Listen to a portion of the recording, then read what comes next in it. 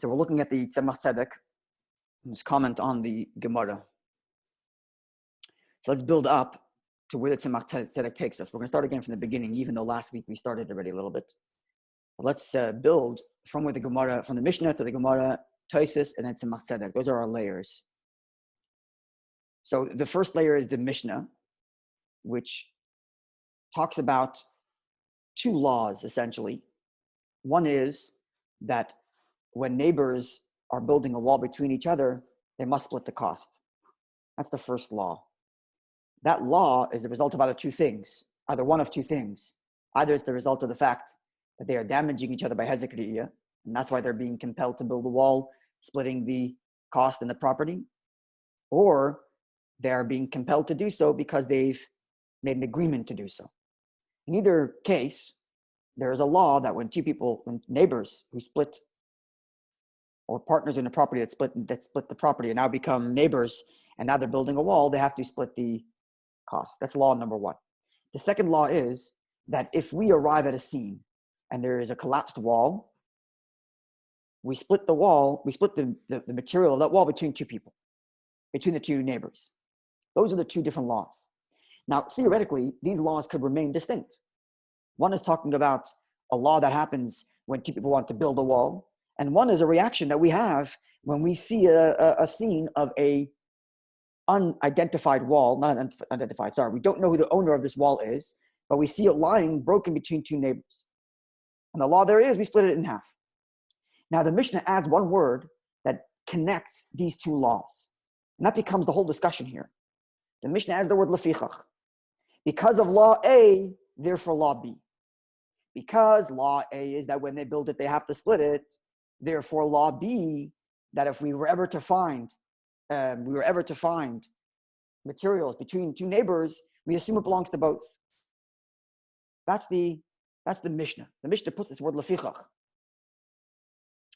connecting law A to law B. We're making law B only the result of law A. Why are we splitting? Meaning, it could be two different cases completely, two different people. It could be we have no idea when they built this wall or who built this wall. But if we see a wall fell between two, we split it halfway. Why, said the Mishnah? Because there's this other law that when you build a wall, you must split the cost. And therefore the Gemara asks, why is law B contingent on law A? Seemingly, it is rational to assume that when you find materials hanging out between two properties, that it belongs to both of them. Even if the law was not that we compel people to split the cost. And we say, do whatever you want. But if we happen to find a wall fell down between two neighbors and there's no record as to when it was built, we should safely assume it belongs to two. So law B, that it belongs to both of them. So law number two, law B, seemingly is not contingent on law A. That's the Gemara's question, Pshita. Obviously we split the property between two. We split the materials between two. It's hanging out on their properties. Why do I need to rely on, this is what Rashi explained it to us last week. Why do I have to rely on law A? Even if there was no law A, you would still split it because it's found between two properties. Now, Tosafos goes a step further. Well, before we get to Tosafos, the Gemara's answer is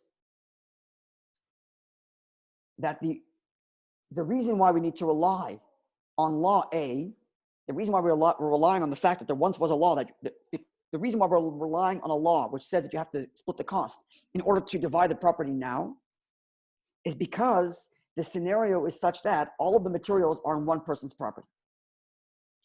Because all the materials are on one person's property, and he has the claim to say that I built it, and therefore the other guy is the one expropriating the money. He's the moitzi mechavedai, and therefore Allah haraya, the burden of proof is on him. And therefore comes the Mishnah and says, no, lefichach. Because when you built the wall to begin with, we know that by law you have to split the cost. Therefore, even though right now the material is hanging out in your property, it doesn't give you a better claim to it. And therefore you split it. And that's why the lefichach is there. Because even when you have a better claim, our law outweighs that. Our law that we compel you to split it when you build it outweighs the fact that it happens to be hanging out in your property exclusively. That's the Gemara. Now Tosafos adds a layer. Because Tosafos says that alone is also obvious. That alone does not need the lefichach. Even if there was no law that at the moment of building, you have to split the cost, even if there was no such law. But if now we find a wall that's fell between two properties, or let's reword that. We see a wall that's standing between two people. And then the next day we see it's fallen, and it happens to be fallen on one side. Why in the world would we assume it belongs to that guy? We've seen it standing on both of their properties. Why would you assume all of a sudden it belongs to one person? So the fact that it's on your side also does not need the Lefichach to make it split halfway. And then therefore the question becomes, well, what did the Gemara mean? Because the Gemara said that the reason why there's a Lefichach, the reason why we're making law B contingent to law A, is because it's hanging on your property, and Tosafos now says it's not enough. So what's the meaning of the Gemara then? So explains Tosafos, the meaning of the Gemara is that the materials are on your side of the property for a long time. It's long enough that partners would mind, right? What's the premise to assume that, let's back up a second. Why is it that Tosafos is so assured that even without the Lefichach, even without making law B contingent to law A, even without that, if the wall fell on your side, you still would have to split? What's the reason? Seemingly, if the wall fell on your side and I'm coming and claiming half, I'm expropriating, I'm the moitzi. So why is Tosafos so assured that we split it halfway, even without the Lefichach? The reason is because there's a certain leeway that partners give each other. Because we share the cost, because we share the wall, I'm okay with it hanging out on your side for a while, because that's how partners are. And that's why we would split it 50-50, even if there wasn't the law, by the very fact that it's between us. And therefore we are HaShutfin. And therefore when it falls on your side, I'm not expropriating from you, you're just holding on to my property as any shutef would. And therefore it's obvious that we split 50-50. But if you're holding on to it for so long that ordinary partners would get weary, and normally partners would say, that's way too long, you're holding on to it. But you did hold on to it for that long. So in a way, I'm giving up my claim to those items. Even though our history record shows that you certainly were partners at one time, because we know the wall was standing in the middle of both of your properties. So the record shows that you were partners. Yet now, because it's been 8, 10 months, 9 months, however long it is, and it's sitting on your side, you now have another claim to your advantage. The extra claim you have is, you could say, I bought it. You could claim, I bought it. I bought my half. And because you can claim you bought my half, therefore you could also claim it's always been yours. And this is where the migu comes in. A migu is to lend credence to an argument because you could have made another one. In other words, like this, you are claiming that you always built the wall and that's why you took it to your side. Now that's not a very good claim that it was always your wall, because we have a history that it was lying on both of your sides. But you tell the court, or the court argues for you, well, look, the reason why we're trusting you when you say that you built it is because you could have said you bought it. And we would have believed you had you said you bought it. Why would we have believed you? Because it's been sitting on your side for the last 10 months. And I didn't say boo. So had you claimed that you bought it, we would have believed you. And because we would have believed you had you claimed you bought it, we're going to believe you now when you say you always owned it. That's a migu. And that would be the law without the word lefichach. That would be the logical law if the two laws were unconnected, unrelated. If we were only relying on the presence of the wall being on both of your sides, that's all we're relying on. We're not relying on the fact that there's a law that says you have to build it together. We're just relying on the fact that we see it between the two of you. So the circumstances could change. It's sitting between the two of you. It fell to one side. It's been sitting for 8 months. You could have easily bought it in the interim. Your neighbor didn't say anything. So your neighbor relinquished his rights. And when you claimed you always built it, you're believed because you could have easily said you bought it. And that's your claim, is the migu. The claim of this neighbor is that I could have made a better claim. And for this, says Tosafos, comes the lefichach. The Lefikach is coming to negate that claim and tell you, even though you have a very good argument, that when you tell us that you always owned it, you're substantiating your claim because you could have said you bought it. But we have a better claim. Our claim is we have witnesses that tell us you built it together. We don't know. We've not been around when you guys built it. Neither have you. Maybe your previous owners built it together. So who are our witnesses? Our witnesses is the law. Anan Sahadi, that's the Lashon, Anan Sahadi. We are witnesses. The law testifies that a wall between two people was built by both of their money. The law testifies that. And therefore, your claim to a migu, your claim that I could have made a better claim, is a migu b'mokem edim. It's a migu, it's a valid claim, which is sound and logical, but it's in the place of witnesses, and witnesses outweigh. So you're claiming, let's walk it through now. You're claiming, I always built it. I built it. It was always mine. I built it. It was on my side of my money. And you're telling us that the reason why your claim should be believed is because you could have said you bought it. Says the Lefikach, we are very sorry, but we have witnesses here, i.e. the law, that tell us you split the cost. And therefore we nix your claim. Even though your claim is predicated on a very sound logic that you could have said you bought it. But it's a migu b'mokem edim. So as strong as your claim is, your claim, which is that I always paid for it, your claim is in the face of witnesses that say, no, you didn't pay for it the whole time. Witnesses, i.e. the law, say you split the cost. That's where we are with Tosafos. Now comes the Tzemach Tzedek. Okay, if it's not clear, please interrupt me. This is very critical that we get all these stages here. Okay.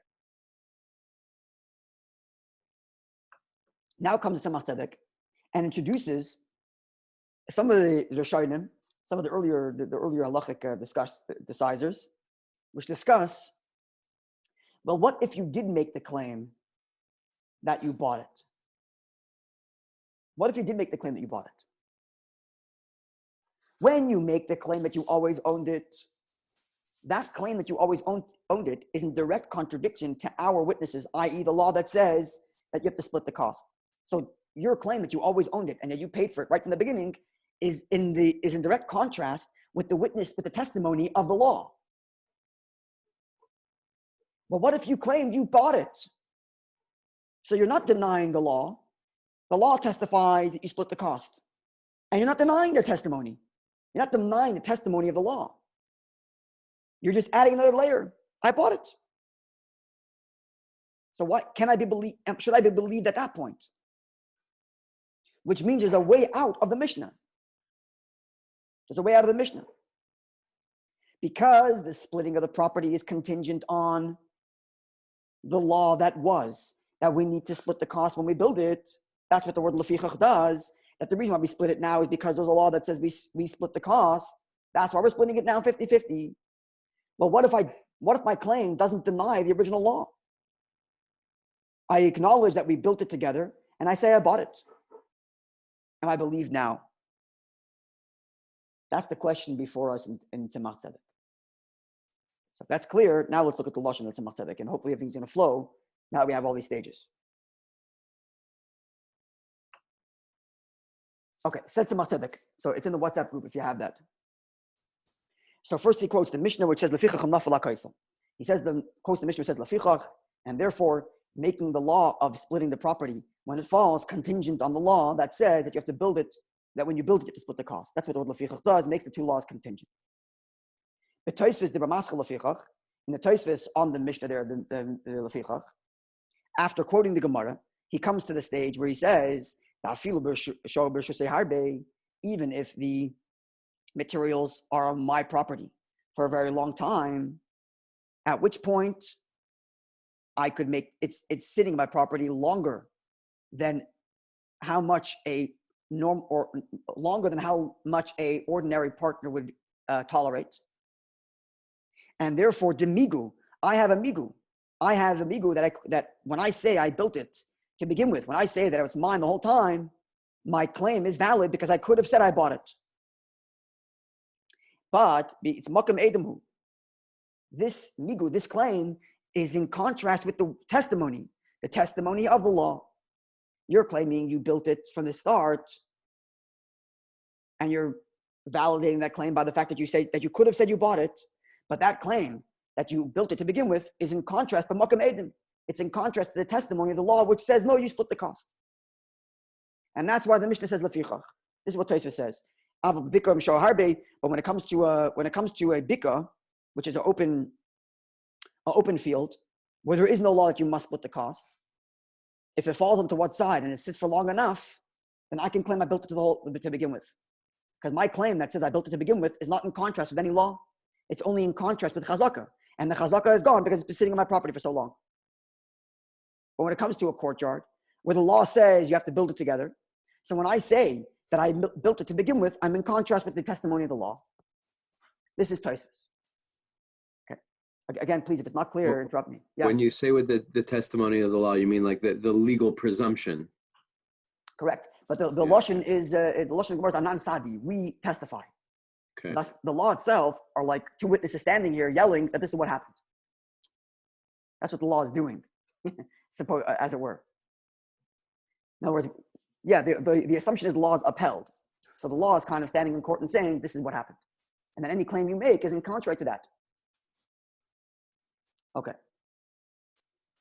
Now says the Tzemach Tzedek to see Ein Magid Mishnah, see the Magid Mishnah in his comment on Rambam Perek Beis Mishchenim Din Yud Vav. See the Magid Mishnah in his comment in chapter 2 of HaShutfin in Halacha Tezvav, Halacha Tezayin, der Maschal Lfichach, and as well as Din Yud Ches, der Maschal V'Hayil. He's going to quote the relevant sections of that Magid Mishnah shortly. V'zel Loshen Piskei Tosafos Ois Beis. Now here's a quote from the Piskei HaTosafos Ois Beis. The Piskei HaTosafos is basically, it's an early edition. It's an edition which goes through Tosafos and finds all the halachic ramifications from Tosafos and puts it into short synopsis. So here's the halachic ramification he takes from this Tosafos.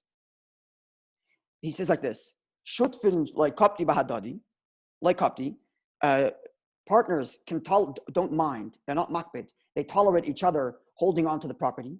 Sorry, shutfin like kapti, elok shisho harbe. Partners are not makbid. They tolerate each other holding the property unless it's for a long time. Once it gets to a certain point, you hold on to it for too long, then partners do mind. So before, it's clear, from Tosafos' perspective, the universal law is that if the property hangs out in my house for too long, kapti, I do mind. And therefore, if the other partner does not protest to the fact that it's been sitting on my property for so long, then the other guy is an expropriator. If we are partners in a certain item, and I hold on to it for 5 years, and you don't say anything, I don't know, he doesn't give a number, but let's just say 5 years, doesn't give an amount. Let's just say it's 5 years. That's, by all accounts, a long enough time that partners should raise eyebrows. And after 5 years, you never said a word to me. Right? So in theory, then when you come and claim you want it back from me, you're an expropriator, because it's been sitting on my property for long, past the point of you caring. So you've relinquished your rights to it. Nonetheless, in the case of the fallen wall, the other partner, even though the wall has been sitting in the other guy for so long, he doesn't have to bring a proof that he paid for it. Why? Because it's as if the law is standing here and testifying that you split the cost. So even if I don't say a boo, I don't say anything, and the wall has been sitting in your property for the last 5 years, when you claim and say it's always been yours, we're very sorry, but the law here is telling us and testifying to us that you split the cost, and therefore it belongs to both of you 50-50. Even though ordinarily, without this law, I would be considered an expropriator. I would be the moitzi, because I've allowed for you to keep it in your property for this long. The same thing is written in Agois Ashri, where he writes that even if the wall falls onto one side and it stays for so long, and the person makes the claim that it was always his, and he backs up his claim kimigu, he backs up the claim by saying, I could have made a better argument that I bought it, then Malkim Eidim, nonetheless, it's in the place of the testimony of the law, which says that you split the cost. Now comes this point that we made from the Tzemach Tzedek. What if my claim does not deny the testimony of the law? Namely, what if I come straight out and I say, I bought it from you? I say I bought it from you. So this claim does not deny the testimony of the law. The testimony of the law is that we split the cost at the beginning, and I acknowledge we did. As for the fact that ordinarily when partners hold on to something the other partner doesn't mind, over here it's been long enough and it's too long. You do mind. It's been here for 5 years. So then Neman, I'm believed, because I'm not denying the law. The law says we split the cost, and I acknowledge we split the cost. And as for the fact that it's been sitting on my property for so long, that makes you relinquish your right to claim a chazaka. And I say I bought it from you. So I'm not denying the history. I'm not denying the law.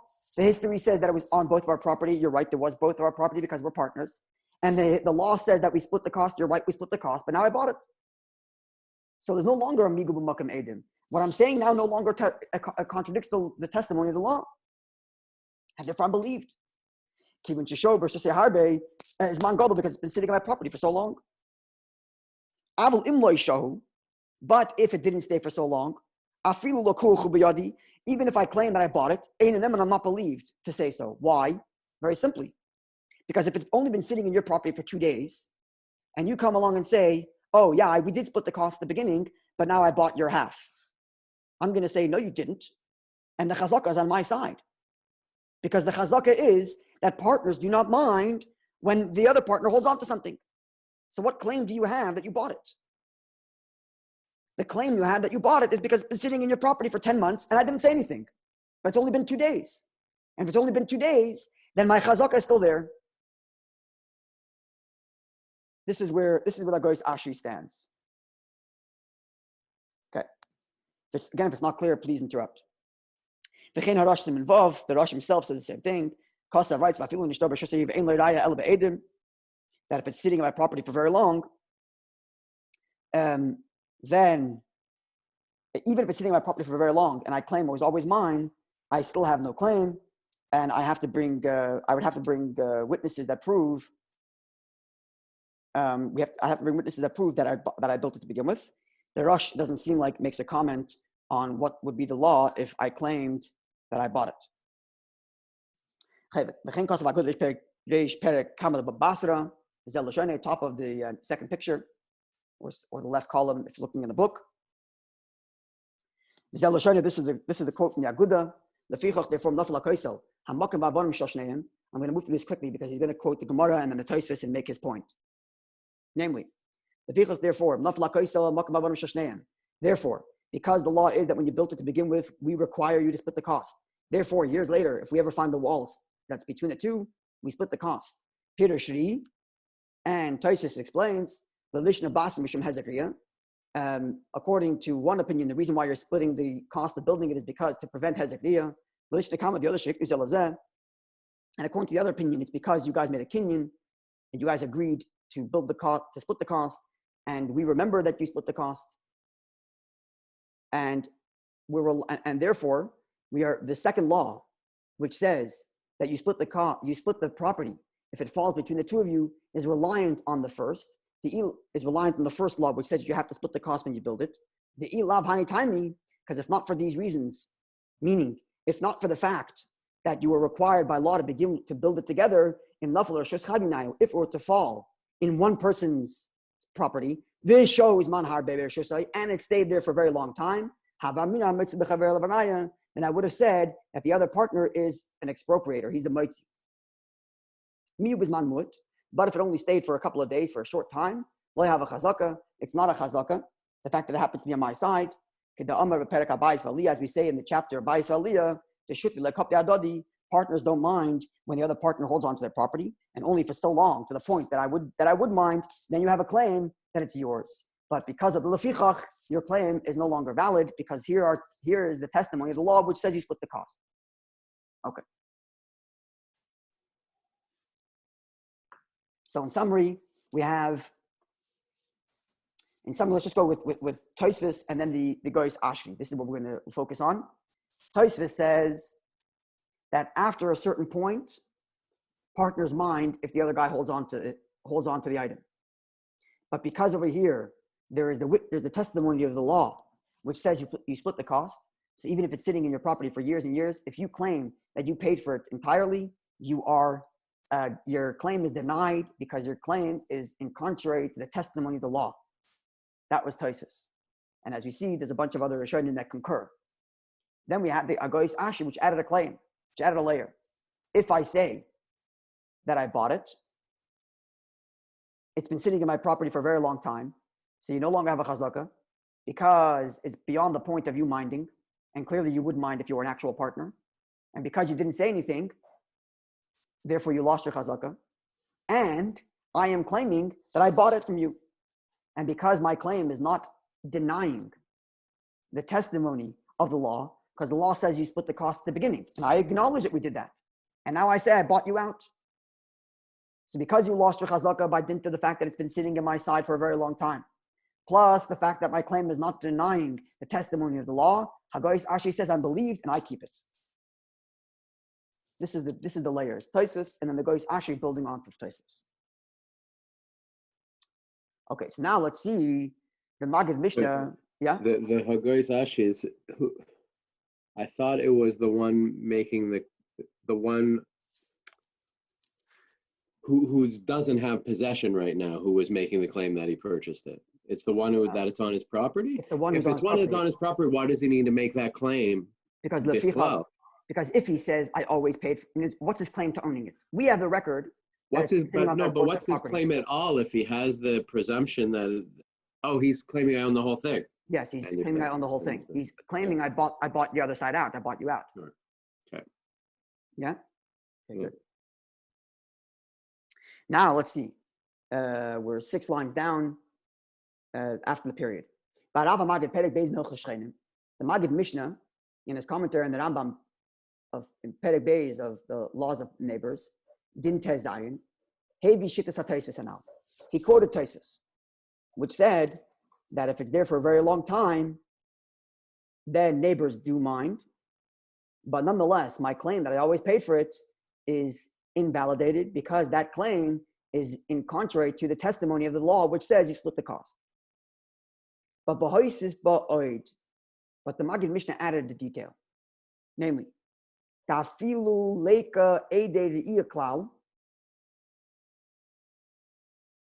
that even if there are no witnesses that claim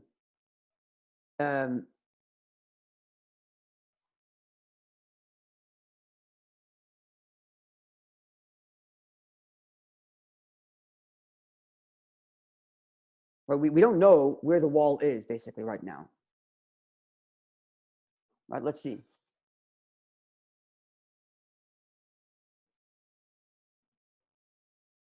So let's quote the Maggid Mishnah, which says lפיכך lafla kaisel. First he quotes the Rambam, which quotes the Mishnah lפיכך lafla kaisel. Then he says like this, Upirshu, and he explains as follows: Afilu ein havonim yotzis mitachas yedei zeh.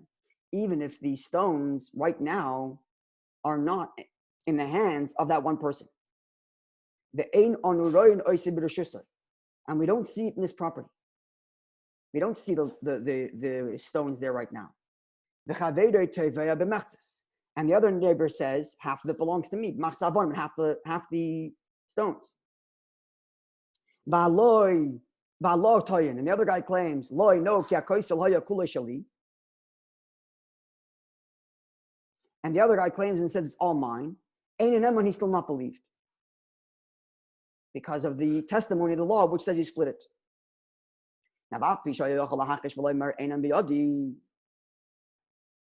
Even though the other guy could claim and say, I no longer have it. I no longer have it. Going, for example,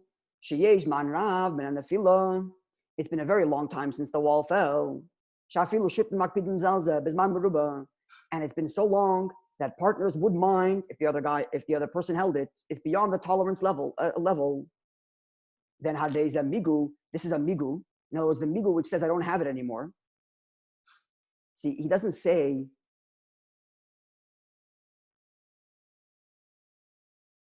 He doesn't say the migu is that I bought it. he says the migu is that I don't have it anymore. I could have said I don't have it anymore. It's been that long, I don't have it anymore.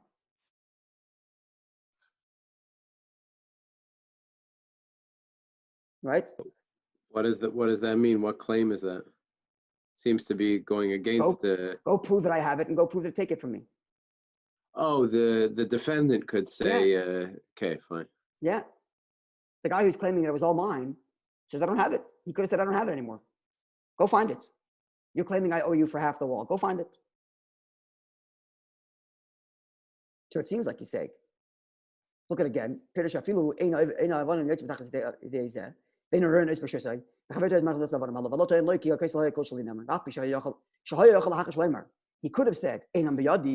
I no longer have it anymore. That's what he could have said. Imagine he came to court and he said, I don't have it anymore. You want to take half of it? Go find it. It's gone. It's been sitting here for months and now it's gone. But that's a migub makam edim. Again, because his claim that I always paid for it is in contrast with the law, which says you did split it. You did split the cost.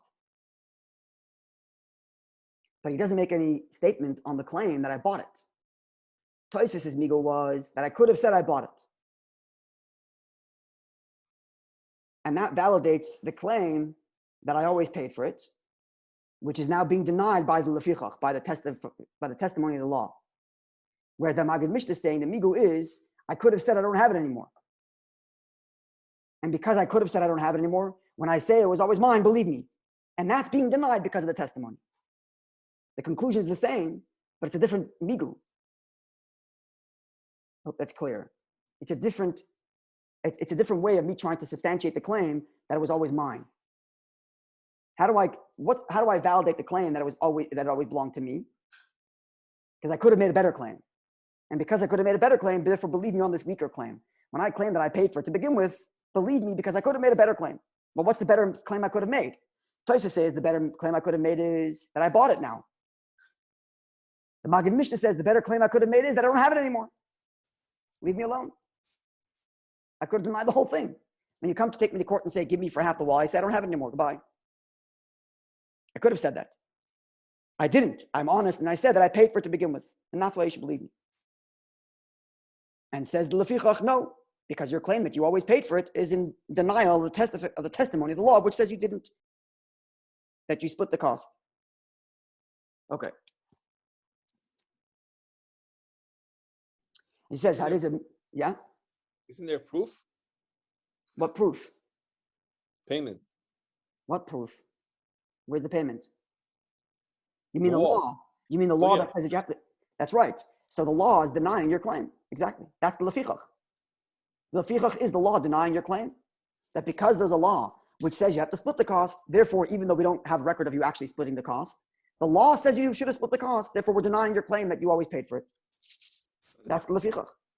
David, are you saying the proof for the claim that the defendant says I bought it?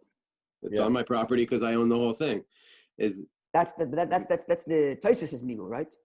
Yeah. So where would there be a record? What would the record be? A receipt. Here, I gave you money and I bought the. If I have a receipt, it's something else. Oh, here it's all on word.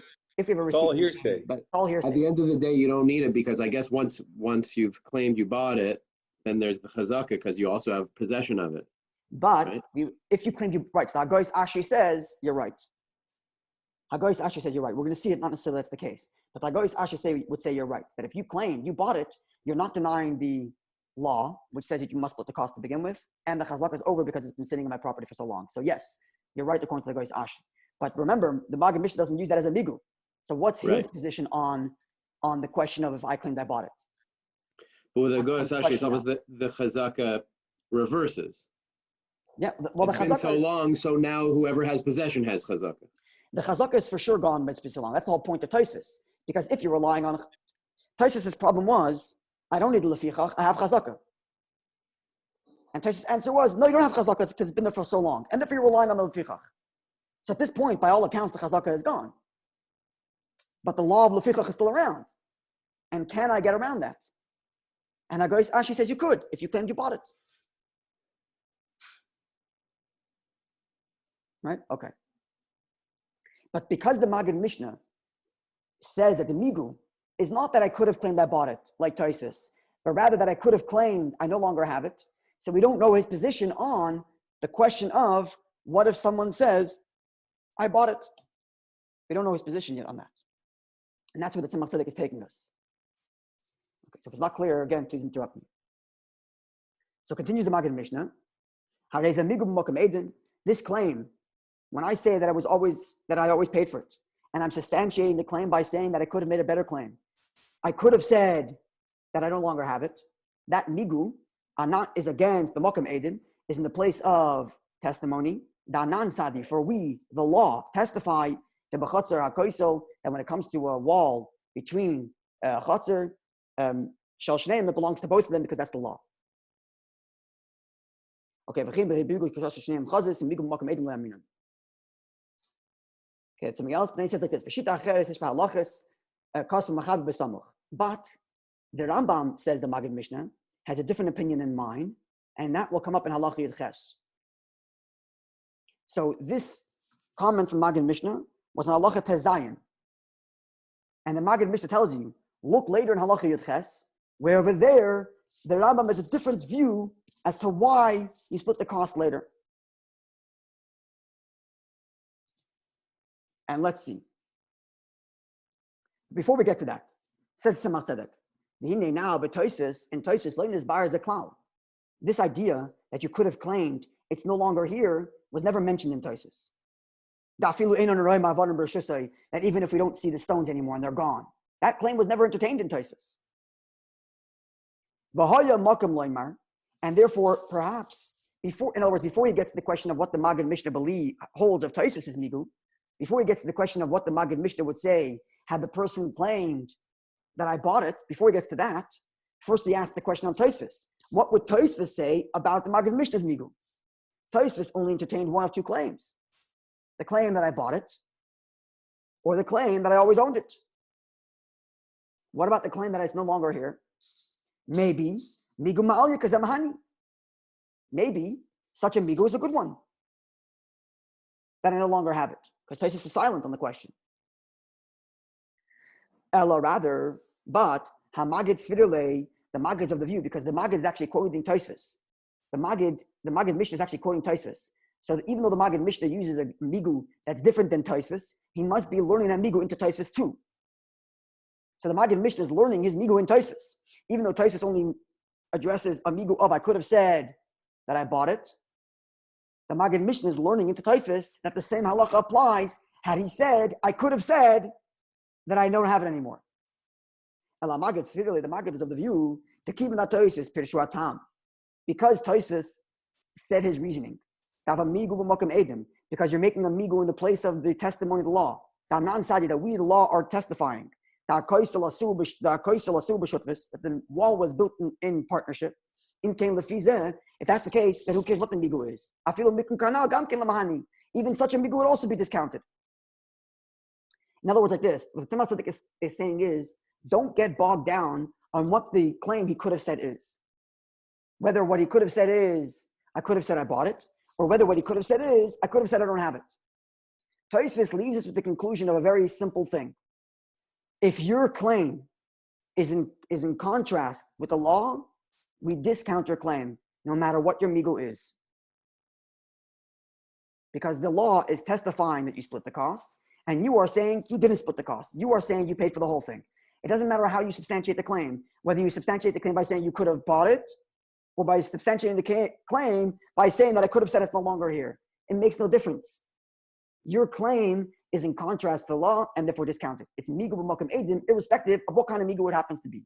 This is what Tzemach Tzedek is explaining, why the Maggid Mishnah teaches the Tosafos with a different migu than Tosafos. To make this point, that it makes a difference what your migu is. If your claim is in contrast to the halacha, to the law of Lefechach, we discount it. So this is the Maggid Mishnah in Halacha Tezayin.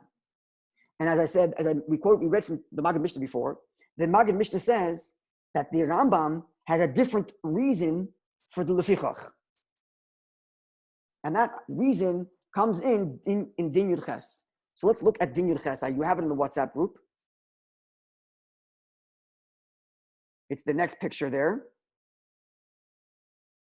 The picture from Sefaria.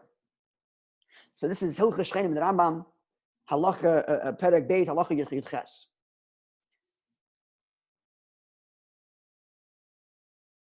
Look at the first he quotes the different minhagim, and then he says like this: V'hayil. Halfway through, you see the line begins with the word v'hayil. Now v'hayil, considering, here's the lefichach. Hayil, considering, u'makom ha'koisel mishal shneihem, because the place of the wall belongs to both of them. Im nafal ha'koisel, if the wall falls, then the wall and the space belong to both of them. What's the lefichach according to Rambam? Not because of any law. He doesn't say v'hayil, like remember Rashi said hayil mitchilas habinyan chayv m'chachav limleis ben shneihem, because at the beginning, that was Rashi. Rashi said because at the beginning the law is the chachamim required you to build it between the two of you. Therefore now we split it. Tosafos doesn't mention, Rambam doesn't mention anything about the law. He just mentions the matter of fact. Hayil u'makom ha'koisel mishal shneihem, because the property line is halfway between the wall. Therefore we split. No mention of a din. Okay, so it's a good kasha. And many of the Achronim ask, how does he, Pashut Pshat in the Mishnah is Lefichach is going on the previous law. How do you get from the Lefichach in the Mishnah to Hayav HaMakom Shel Shneim? Good kasha. But be that as it, however you explain the Mishnah according to the Rambam, be that as it may, the fact remains that the Rambam has a different reason than Rashi and Tosafos. Rashi and Tosafos explained the Lefichach to mean that we're relying on the first law. The law that we're requiring you to build it between the two is what we're relying on to make you split the property when it falls. Whereas Rambam says the reason why you are splitting the property when it falls now, the reason why you're splitting the stones is because we know where the property line ends and we know that it fell from both of your property. That's the Rambam. Now let's look at the Magen Mishnah as quoted in the Tzemach Tzedek. Okay, but then in Halacha Yud Ches, Kosav says the Magen Mishnah, and this is the lashon of the Tzemach of the Magen Mishnah. U'bahalachis, in the halachis, I think he's talking about the halachis gedolos, the smag, not the smag, bahalachis gedolos. So earlier, even pre-Dushan.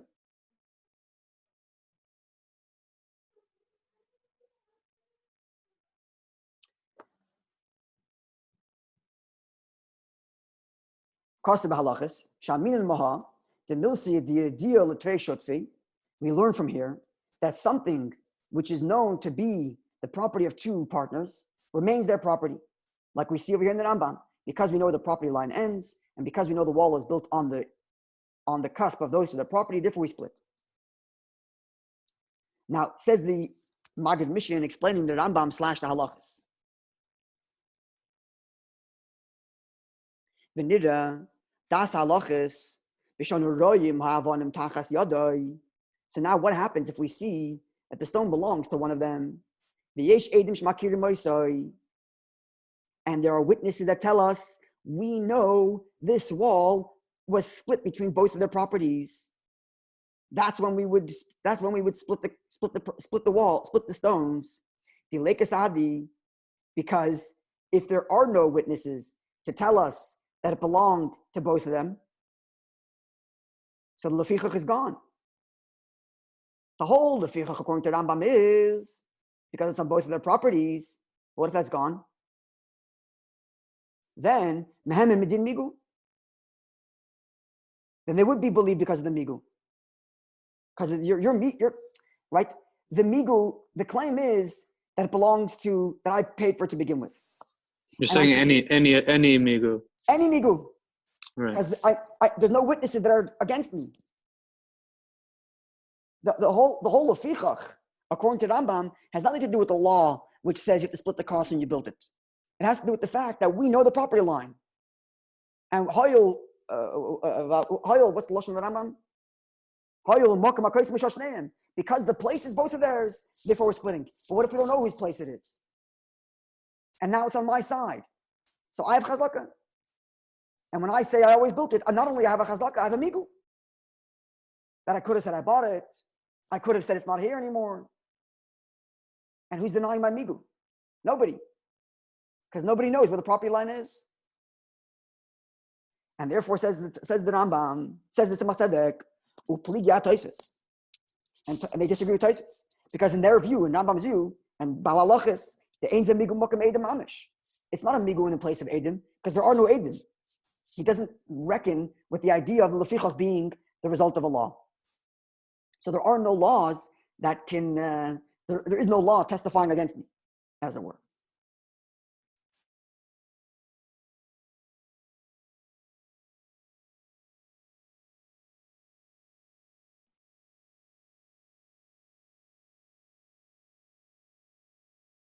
Yeah.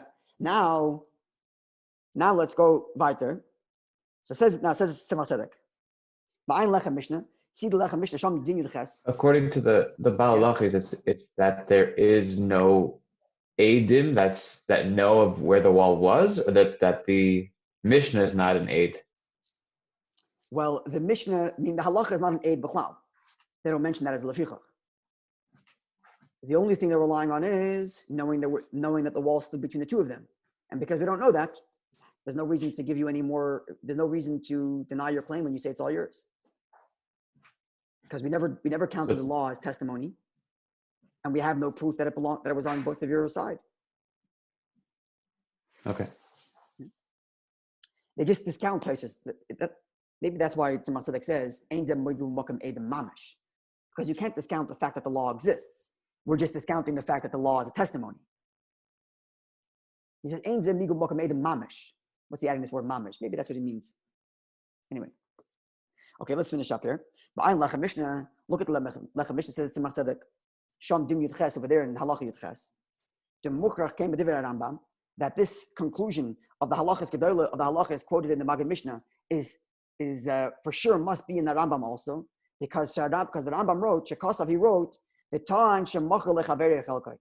that even if he claimed that his friend bought from him. So let's go back to the Rambam in the picture there.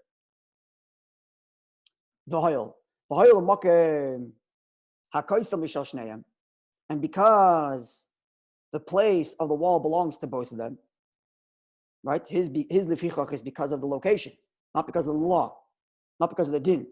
Therefore, because the location is both of theirs, and if the wall falls, the place and the stone belong to both of them, because it was always on their property.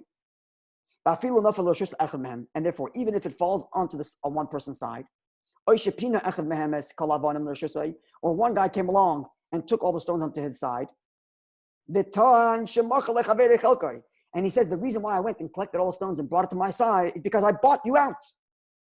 Or he gave it to me as a gift. He's not believed. So says the Lechem Mishnah, that's the biggest raya. That's the biggest raya that he believes that this is a strong migu. Because over here he says straight up that if you claim you bought it, you can keep it. I'm sorry, because even if you claim you bought it, you can't keep it. Right? And here's the point that Tzemach Tzedek is going to make. Watch. In K, if the Rambam writes that when we know the property line, because of the chazakah, you cannot claim that you bought it, then therefore, if in a case where we don't know where the property line is, then lochura, you should be able to claim that you bought it.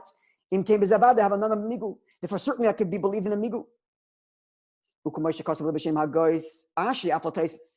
Just like the Hagoyis Ashi wrote, even in Tosafos. The Hagoyis Ashi wrote that even according to Tosafos, right? Remember this. Tosafos said that it's a migu in a place of Edom, right? That your claim is contrary to the law. Your claim that you always built it is contrary to the law, which says you split the cost. But the Hagoyis Ashi said, if I claimed I bought it, then my claim is not denied by the law, then I'm believed. That's what the Hagoyis Ashi said. Now, according to Rambam, certainly, if there's no longer certainly, if we don't know where the property line was, certainly I can say I bought it. Because I could have said it was always mine. Because we don't know what the property line is. So certainly I could say I bought it. In Rambam's view. And therefore, it must be, in the Rambam's view, and therefore, the only way for your claim that you bought it to be discounted, as Rambam says it is discounted, is only if there's no migu. Why is no migu? Because we have a chazaka which says that it was on their both their property. Now, if so, because the Rambam makes no distinction between the claim that I bought it and the claim that it was always mine. In both those cases, he denies you because we know where the property line is. So it comes out that if there is a migu, you would be believing either of these claims, because he puts both these claims on equal footing in denying them when you know the property line, and therefore there should be equal footing when we don't know the property line, and that you believe on both accounts.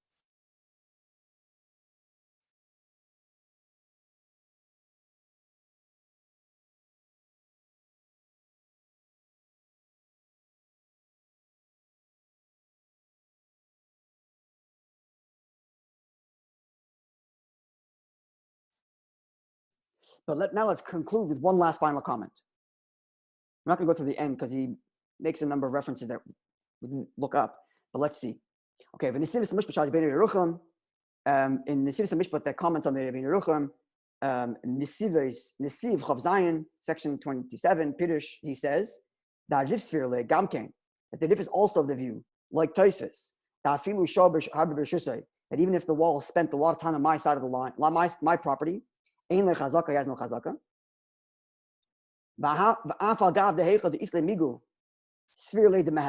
Even though that he's of the opinion that if you have a migu, he says you're believed.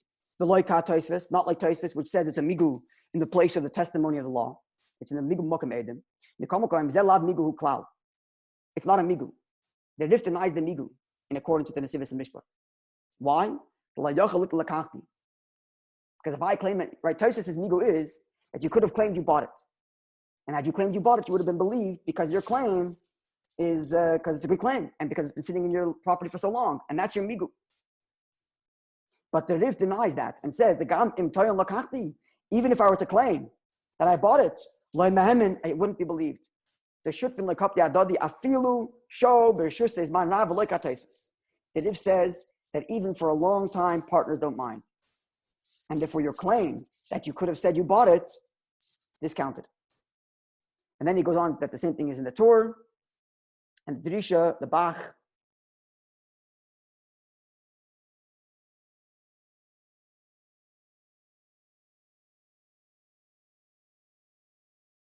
Okay, so this is essentially, we're concluding over here with Tzemach Tzedek. It's a very geshmaka piece. And what are our conclusion here?